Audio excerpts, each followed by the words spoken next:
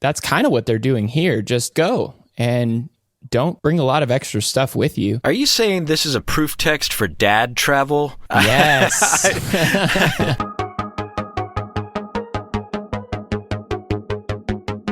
Well, hello everyone, and welcome to the Bible Geeks Weekly Podcast. This is episode 59.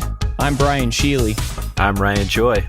And thanks so much everyone for tuning in. On today's episode, we're going to be going through a few of our top 4 Proverbs, talking about adversity and all the crazy times that we're in right now. But before we get into that, before we get into our Finding Jesus segment, we've got a little announcement to make, and that is about our Bible bracket that you decided to put together and spring on the world. This was kind of out of left field. Yeah, I got this pizza. Somebody, one of our members was very kind and last Saturday night sent us a Pizza Hut pizza.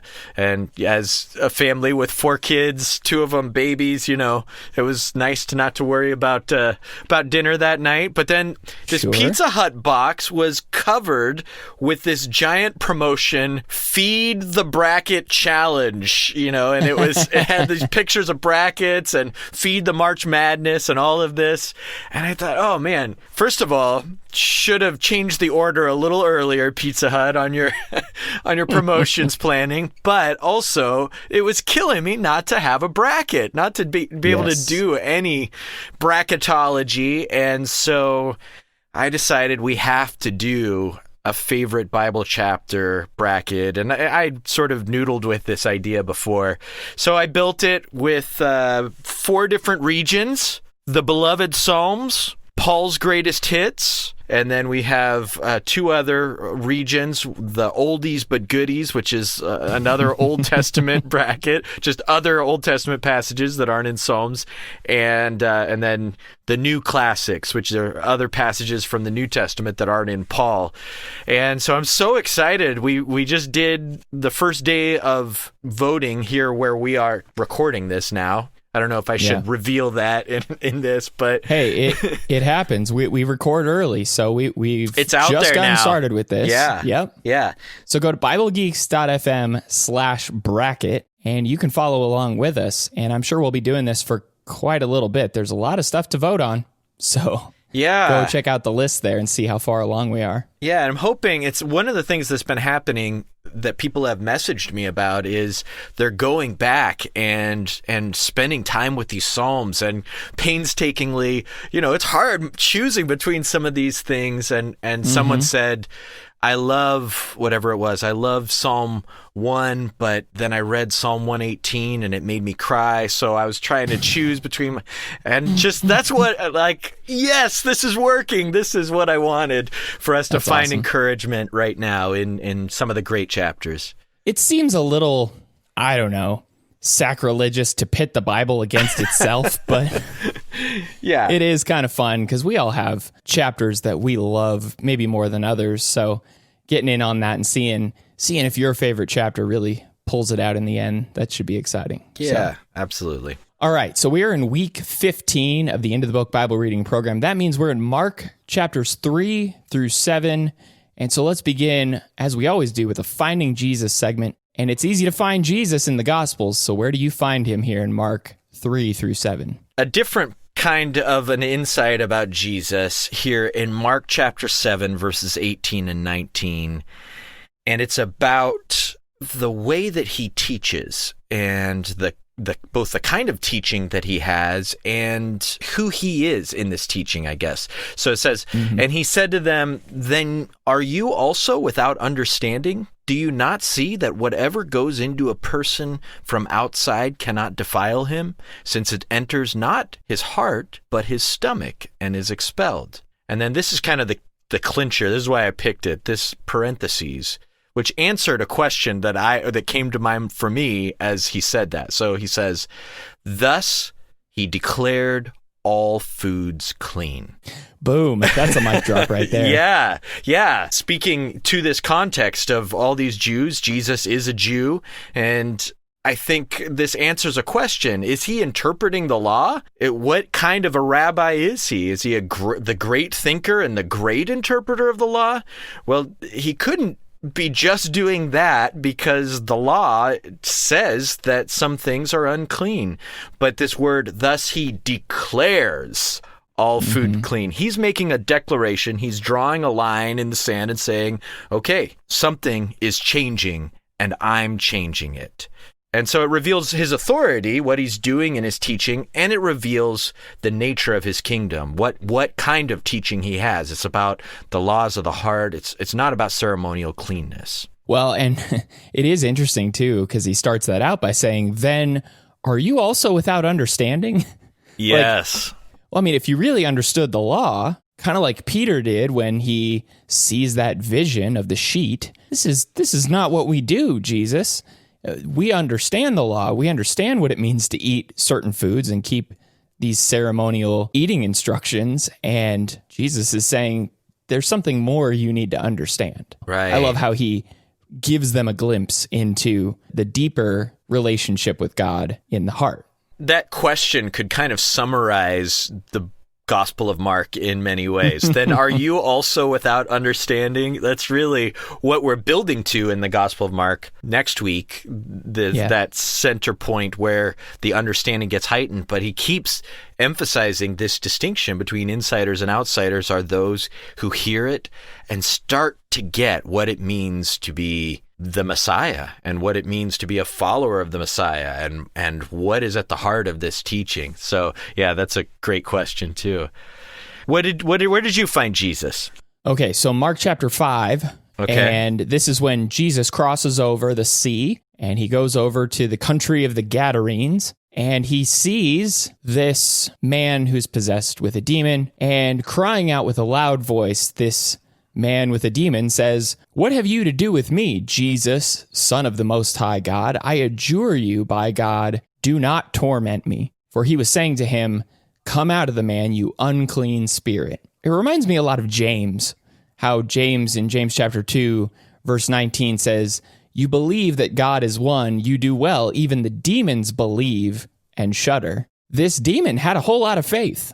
I mean, faith in quotation marks, really. He recognized Jesus, he recognized him as the Son of the Most High God, and he begs God not to let Jesus bother him. It just seems really interesting to me, these opportunities we see in these cosmic battles that we talked about on the last episode with demons, that the demons seem to know a whole lot about God and about Christ, but they're missing something. I mean, clearly they're not okay just because they know who Jesus is. And it kind of tells you a whole lot about our responsibility, like James is talking about there. We have to take belief a step further than just saying, "Oh, I know who Jesus is, and I know who God is." We've got to take it to the obedience part that James talks about. But here, how much faith, in quotation marks, this demon seems to have when Jesus comes and eventually casts out this legion of demons out of this man. Yeah, it's interesting because they kind of are missing the hard part, the important part of both sides of faith, because their belief is based on sight, really, in a way. You know, they're spiritual beings. They can see something that we can't see, I assume. But also, like you say, that obedience, that faithfulness side of faith that we talk about a lot of times, they're missing because they're not loyal to God. And so they've gone their own ways, as you said, in disobedience. It is amazing how Jesus keeps hushing everyone who sees who he is everywhere he goes, and it's like he's wearing his Clark Kent glasses everywhere he goes, and no one can see who he really is. Don't let them know. Don't let them see, because they won't get it. They don't understand. But these demons can see right through him. All right, so let's get into our second segment, and that is Scripture du jour. What is the soup du jour? It's the soup of the day. That sounds good. I'll have that. And so we're in Mark chapter 6 on Thursday of our reading.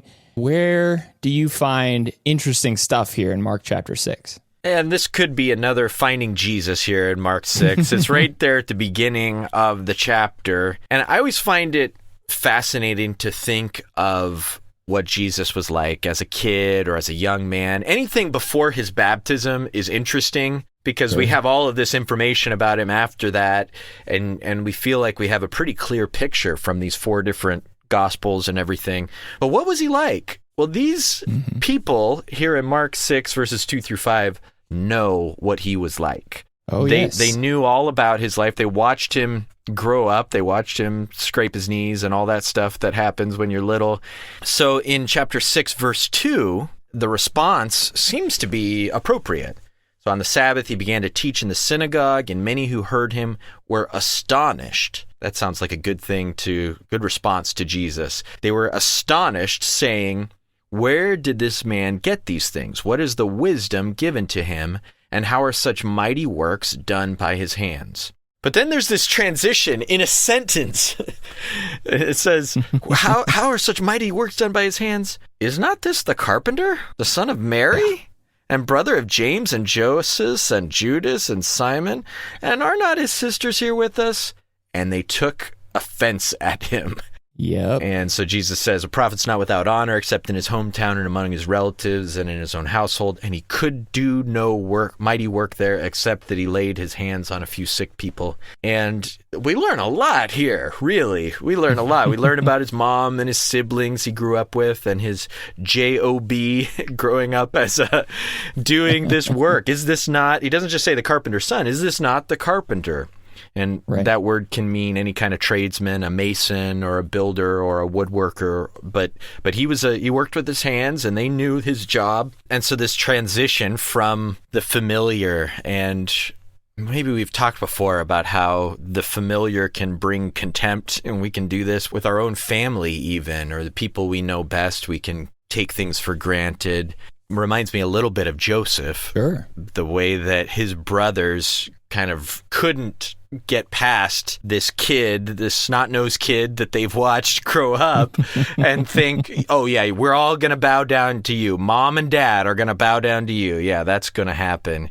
And in the same way, they have a hard time with Jesus here. It reminds me a lot of conversations with my wife. I mean, Sherilyn will tell me all kinds of things that I need to hear. And when I hear her say them, I don't always take them as seriously as if a professional or somebody who might be a stranger or someone else says the same thing. And there's always that, didn't I tell you that? Wasn't I just telling you that? And I'll listen to somebody else. But when it comes from somebody I'm close with, it's a lot easier to dismiss those kinds of things or those suggestions or instructions than it would be if someone else is telling me. And I think that's a lot of what's going on here. Yeah, it's true. I always say to Adrian will come to me when her friend Angel, for instance, says to her something that she's like, I just needed to hear that. And I'll say, I just said that to you an hour ago. But it doesn't mean as much until, Angel or somebody else says it and then it gets through. And I understand that. But that's a great example of what's happening here. And then I think the other really fascinating part of this story is the statement in verse 5 that he couldn't do a lot of miracles there. Yeah. And that's interesting. Not that something is impossible for God, but it's possible for a miracle to do more bad than good. It could harden people's misconceptions and their misplaced priorities. We kind of saw that when we went through the 7 signs in John and how people responded to that. And Jesus is highly aware of the goal in his preaching and doing these miracles. Remember, we talked last week about this is why I came. Mm-hmm. So I don't think the issue is whether God can do all things, but the Lord's purpose limited what he was permitted to do in these things, in these different situations. So that's kind of interesting. Kind of ties into my insight here from Mark chapter 6 about shaking the dust off your feet and just moving on, which is what happens in Mark 6, verse 7 through 11. This is the time, you'll remember, where Jesus sends his 12 out 2 by 2, and he gives them all kinds of abilities to cast out unclean spirits. And he says to them, he gives them some instructions and says, take nothing for their journey except a staff, no bread, no bag, no money in their belts, but to wear sandals and to not put on 2 tunics. And then he says to them, whenever you enter a house, stay there until you depart from there. And if any place will not receive you, and they will not listen to you, when you leave, shake off the dust that is on your feet as a testimony against them. I find it super interesting here. Not only this idea of shaking the dust off your feet, like move on, go to the next place, you've got more work to do, but the specific instruction not to take all of the provisions that you might need for your journey. Why do you think he does that here? Why do you think he limits them to what they can take? That's a good question. I think I think to me, I see two different things. One is the way that it would affect them. They're going out not trusting what they have, but they're going out to trust in God. They're going to trust in God to give them the words that they should speak. They're going to trust in God to care for them, to give them receptive hearers. And so I think that simplicity of their journey reflects Jesus' own simplicity. Foxes have holes, but the Son of Man has no place to lay his head. He goes out with very little and just is a traveler speaking these things. But then I also think it gives an opportunity to the hearers to either receive them and receive the blessing that these representatives of Jesus can give to their house by being received in their house, or they can have the opposite. They can have the dust of their feet shaken off, which is a bad testimony against any town, any village, any home that won't receive him. Yeah, he's essentially giving them these opportunities to learn to trust him and to let other people show that they're actually receptive. Because if these disciples were to go out just fully self-sufficient, we've got clothes, we've got money, we've got food, we don't need anything from you, then it would never be an opportunity for these people to show, oh, we want to hear more. We want to be a part of this. We want to help you. We want to do something for you. And I think these two things are just something that we can learn a lot from today, especially in this time where there's a lot going on. There's a lot of people who are struggling and maybe in need right now. I mean, there's a tendency sometimes just for us to push off help that other people may offer or to not want people to help us. I can remember my mom, she's a great example of this. When I was younger, she had broken her arm and was pretty incapable of doing a lot of the things around the house that she normally would do, cooking and taking care of the laundry and all the things that she was just really good at doing. And she couldn't do them for a while. And people were offering help and they wanted to come over and take care of her and do some of the things, go shopping for her and all that. And she just had the hardest time letting people help. And I do the same thing a lot today. Like people will offer to help me in certain things and no, I'm good. I'm fine. I can take care of it on my own. But being open to letting people help you is not only helpful for you, but I think even more so, it is helpful for the person who's offering and extending that help. It's just an interesting give and take here. Being open to that gives people an opportunity to be useful. I love the way you said that it's the Lord providing these things for their needs, even when it's someone else doing it. It speaks to that holy recklessness, to use a phrase from Frederick Buechner, that came whenever they threw their nets on the side of the beach and walked away. I mean, not that they never returned to their home or anything like that or their work, but they gave up one life and became travelers, listening and speaking and preaching, following this Messiah. And so it is kind of crazy. Faith is that way. Faith is crazy. And it's a crazy kind of, sometimes it's the best sanity you can find, but it is, from the world's perspective, it makes very little sense not to stockpile because you can't have too much. It makes very little sense to leave behind a lucrative career for something that can do more good, but Christians do it all the time, and that's the life of faith we're called to, which sometimes has more sacrifice and more risks and more difficulties, but it's the richer, more blessed life now and in eternity. So I think sometimes too, we have this practical view of planning for contingencies and having every possible outcome planned for, and we've got all the answers about how we would respond in this situation, how we would respond in that situation, and that he's telling them, just leave that all behind. Go out. This is actually how I like to travel. When I travel across the country, I don't even take toiletries or anything like that. I just go, and I have very little in my bag. And when I get there, I'm pretty confident I'm going to find what I need at a grocery store or something. Mm-hmm. And I just go without it. That makes a few people in my family a little uneasy that, like, what happened if you got to that place and they didn't have the things you were looking for? I mean, maybe right now it'd be a different story, but there was a time where you could just easily walk into a convenience store and pick up what you needed. And that's kind of what they're doing here. Just go and don't bring a lot of extra stuff with you. Are you saying this is a proof text for dad travel? Yes. I know when I go out, whether I'm taking the kids for all day or whenever, maybe I stick a diaper or two in my back pocket. and we just go, and Adrienne has bags and boxes and everything that could possibly be needed, and it's wonderful having her there, but it takes a long time to leave. But yeah, and like when I go, I do the same thing. I've always done the same thing. I've almost never brought a piece of, like, a suitcase with me. I'll throw some stuff in a plastic bag and just bring it with me.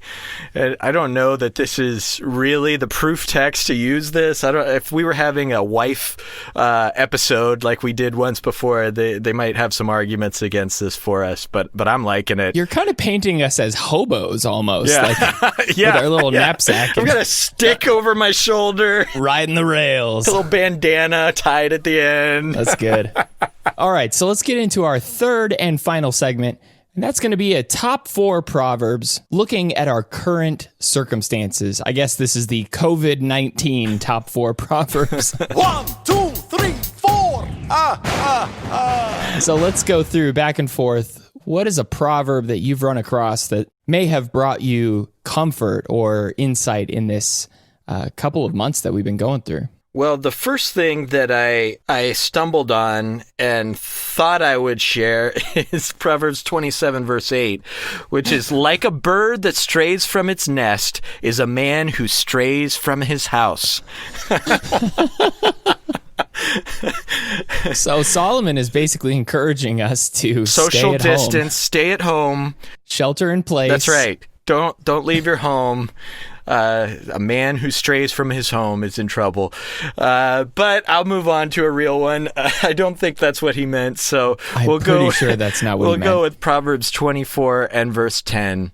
If you faint in the day of adversity, your strength is small. Yeah. I mean, this is a time when a lot of my teaching, I've tried to give comfort. But sometimes we need, all of us, a little throwdown for us to see, okay, it's time to step up and be a man. It's time to step up and show yourself to be ready for this adversity. If you can't stand in the time when it is difficult, then you didn't have any strength at all. There was no, before when it was easy, you might have looked like you had strength. You might have looked like you had faith when it was easy to trust God. You might have looked like you had love when it didn't cost you anything, when your brother didn't really need very much. But in the day of adversity, that's when we show ourselves. And so I thought that was pretty strong poker at my heart, and I found it helpful. If you could categorize this time that we're going through in any way, I think the day of adversity may certainly be a good description of what we're facing right now. Yeah. Very few times in the past have we really had to question everything. I mean, there's almost no aspect of our lives that isn't touched by this whole thing. I mean, we're kind of, some people really, are facing physical repercussions and losing their jobs and potentially losing their homes and, all the things that could be going on. And even, with a lot of congregations not meeting for worship, and what are they going to do? Are people going to lose their faith? And it's this time where I think it's really important for us to see that this is the day of adversity for a lot of us. And are we going to stay awake? Are we going to stay standing? Or are we going to faint? And if we do faint, I don't think that's the end of the world. I don't think that's just the end of our story, but it does tell us something, and we can learn something from it. Yeah, and the good news is people don't seem to be losing their faith, and people don't seem to be fainting in this day of adversity. For the most part, I mean, everyone I talk to, everyone I see on Facebook, I quote unquote see from day to day. Yes. Every person you Zoom, everybody I Zoom seems to be stronger than ever, and that is very encouraging. The show of love. If someone finds out that someone has lost a job, if someone finds out that there's difficulty, there's a lot of reasons to have more faith than ever in people around us, especially our brethren. And I think too, it goes back to that Mark 6 example of being open to receiving help. Mm-hmm. I think this is a great opportunity to not only help other people, but also to receive help if you need it. And like you've said, I've seen in our own congregation and with people that I know, people asking for help, reaching out and saying, look, we really need something right now. And man, if I haven't seen people step up and really take the bull by the horns and get involved, even as they're social distancing from each other, I mean, this is an opportunity where we can really show what we're made of. And I don't want to say that, in some Pollyanna kind of fashion, because it's not a great time. But you can see the positive things coming out of this time of adversity and difficulty. Yeah. All right, so mine is in Proverbs chapter 3, verses 5 through 6. And no, it is not about staying home and not leaving our house. The wise writer says, trust in the Lord with all your heart and do not lean on your own understanding. In all your ways, acknowledge him, and he will make straight your paths. So kind of a straightforward one, maybe just... It's a classic. Is classic. It's a super obvious one, but... It's so good. I think this whole thing that we do, and I try to stay away from the news as much as possible. I know some people, friends of mine, family of mine, who are just always digesting the news and ingesting all of the facts and the data, and they want to know all the reasons why this is happening, and what do we need to do now? And what do the numbers look like? And I think we're trying really hard, at least some of us are, to shore up our understanding and to make sense of all this. Mm-hmm. And we may never know the answers for why this is happening or what we should do about it or what we could have done differently. It's just another lesson for us to learn, kind of like Job did. You may never know why. And in the story of Job, I love that he never really understood the full picture of why these things happened to him. In hindsight, we know, but he had to face God, who came to him and said, do you realize how small you are? Do you realize how little you actually know? And the lesson for Job was, you just need to trust me. You need to acknowledge me as the one who knows way more than you ever will. And the more we try to make sense of everything, the more we try to put all the things together in a way that we wrap a little bow on and just become comfortable with, God's in control in a way that we'll never understand. And we just need to trust him. And in trusting him, he will make straight our paths. And he'll lead us where we need to go. But we just need to be comfortable not knowing why or not really understanding the full picture. What a great application of this passage, because like you say, I'm constantly trying to figure out and trying to understand more about what's happening, get more news, more of this. I'm just hungry for information because I feel like that will give me some solid ground to stand on in my next move and what's going to happen next and how should I protect my family. And there is a real danger there of leaning on my own understanding, leaning on our own understanding as in humanity. And This is when faith is needed most, whenever we really are seeing the horizon of our understanding, really the edges of our power. And the more helpless we get, the more of an opportunity it is to see the Lord and to trust in him. My second proverb is Proverbs 29:25, and it says, "The fear of man lays a snare, but whoever trusts in the Lord is safe." And that goes really well with what we were just saying, but introduces this idea that fear itself, not just what you, sometimes we think if I'm afraid, then that's going to protect me. If I have a proper, healthy fear of what's going on, and there's probably some truth to that, but fear itself can become the trap that we fall into when it just becomes this spiral, this panic, this thing that that we're stuck in and can lead to worse consequences. But he says, whoever trusts in the Lord is safe. Yeah. Safe is a great word. Stay safe. Everybody says that right now. God, yes, they do. God bless you. Stay safe. You guys Stay have safe. a good one. Stay safe.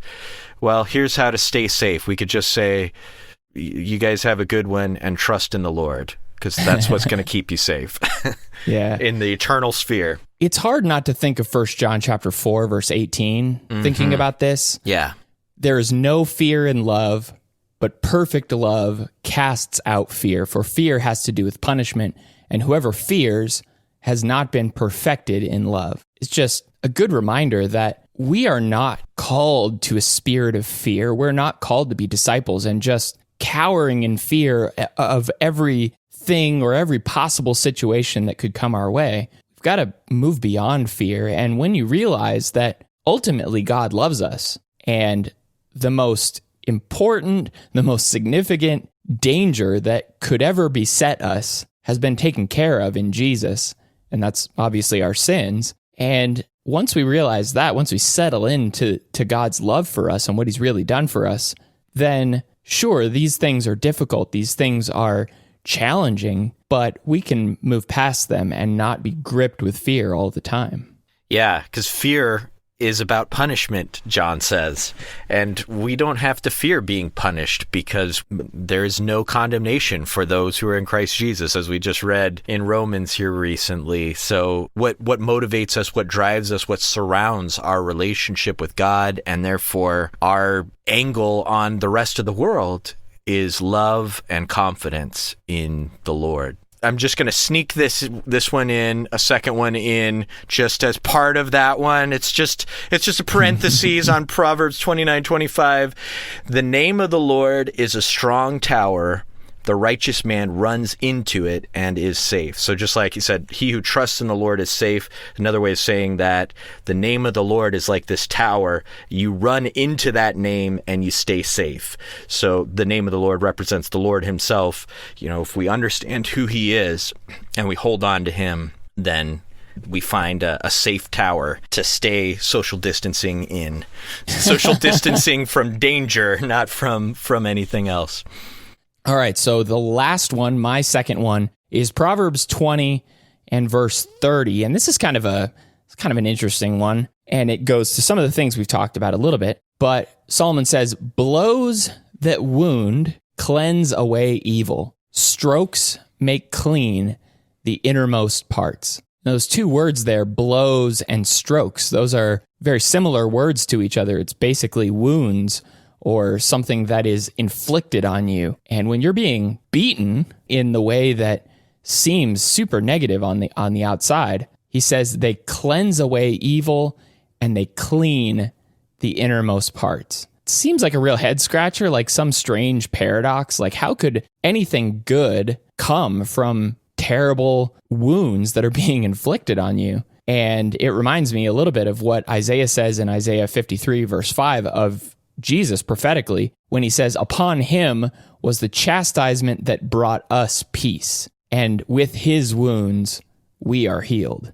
From terrible punishment, from terrible pain, came something amazing and great and perfect with Jesus. And the reminder is that when we go through difficult times, when we're wounded, then good things can still come from that, cleaning us from evil and making us clean from our innermost parts. Yeah, it makes me think of a passage a few verses down from your last verse in Proverbs 3, 9, 10, 11. Actually, the Hebrew writer quotes it in Hebrews 12, saying, my son, don't regard lightly the discipline of the Lord. The Lord disciplines the one he loves. And so how can blows cleanse you? Well, he cleanses the one he loves by discipline, and we understand that from our kids and trying to mold them whatever it takes. We don't like punishing them. We're going through something right now with Asher where man, it's just good days and bad days where we're trying to shape him, and he'll have these days where he just seems to have blow after blow, not necessarily physical blows, but he spends spends time in his room on his bed when the rest of us are watching his favorite show or something. And so I was showing him one day, I just started hitting my head on the wall. And I said, what am I doing here? Ouch, that hurts. Ouch, that hurts. But here I keep doing it. And I said, seems like somebody should tell me, just stop hitting your head against the wall. And so he told me that. And I said, oh, maybe that's what you should do. Every time you do the things you're doing, it hurts you. It takes things away from you. You're making your life harder. Yeah. My whole job is not to just give you good things. I want that for you, but is to make you a good person. And that's what the Lord is trying to do with us, is shape us. And so his discipline shapes us. And ultimately, it cost him so much that he had to take that discipline upon himself, as he said, the chastisement that brought us peace.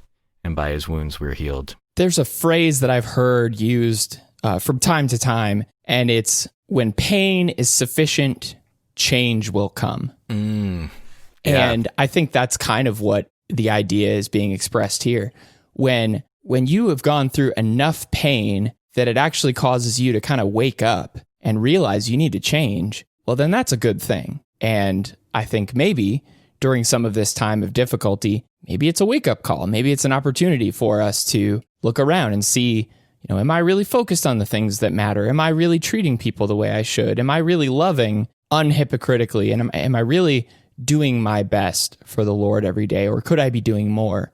It's just a good reminder. Yeah. So one of our brothers, Jared, who's listening, I think live right now, he threw in one that I'm going to just add as a fifth one, maybe a sixth one to our conversation. All right, go Jared. And he said, Proverbs 17:17, a friend loves at all times, and a brother is born for adversity. Amen. And that's a great reminder right now that we get to lean on each other when we go through times of adversity, when we're going through times of difficulty. That's where your brothers come in.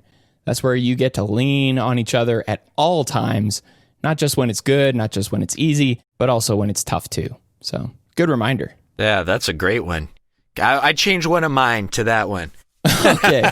Well, good. We've met our four. All right. And so that wraps up this segment, and let's get into our challenge for this episode. Yeah, so just like what we've been talking about, just challenge us all to trust God to bring a positive outcome from something negative. Whatever you're going through, look around for it. Sometimes what we're tuned into, what we're watching for, is what we see. And so if we're just watching for things to fall apart, we'll be able to find that probably. But if we're watching for the good that the Lord can bring from tough situations and difficult challenges that we go through, I think we're going to find that all over the place. So trust Him and look for those things. Yeah, and I don't think it's dismissive at all or minimizes people's pain and the struggle that they've gone through. I don't think it's a bad thing right now for us to really look around and see positive things, see good things that the Lord is doing, because He's doing them, and He's trying to get us, I think, in a lot of ways, to see what's most important, to see what we should be focused on. And I think it's a good thing for us to acknowledge the wonderful blessings that He continues to bring to us, even while things seem to be crumbling all around us. And that's what Paul did, Philippians 1 and Philippians 4. And yeah, when things are bad, it doesn't mean we're looking around for opportunities. If there's bad things happening and there's a way we can help, we're not blind to the suffering around us, that's for sure,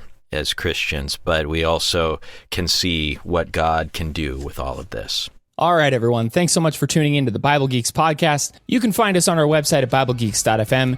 You can find show notes for this episode at BibleGeeks.fm/59. We are also on social media. You can come follow along with us. We're doing our bracket, so go check that out. You can find and get involved in that at BibleGeeks.fm/bracket, which is obvious, I guess, the URL for that one. If you want to get in touch with us, if you want us to talk about something on an upcoming episode, contact us through our website. We'll be happy to incorporate all the things that you might want to talk about on upcoming episodes. And until next week, everyone, may the Lord bless you and keep you. Shalom.